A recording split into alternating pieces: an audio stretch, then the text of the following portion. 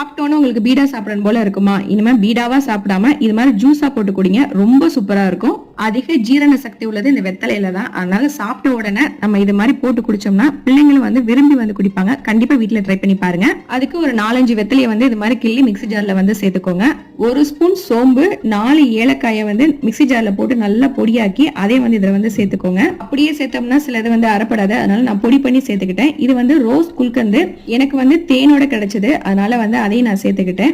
Vanilla ice cream 3 கரண்டி சேர்த்துக்கிட்டேன். நல்லா காய்ச்சின பால் கொஞ்ச நேரம் ஃப்ரிட்ஜ்ல வச்சு அதையும் கொஞ்சம் நல்லா கூலிங்காவே சேர்த்துக்கிட்டேன். 1 டம்ளர் பாலை அரைக்கிறப்ப கொஞ்சம் கொஞ்சமா சேர்த்துக்கோங்க.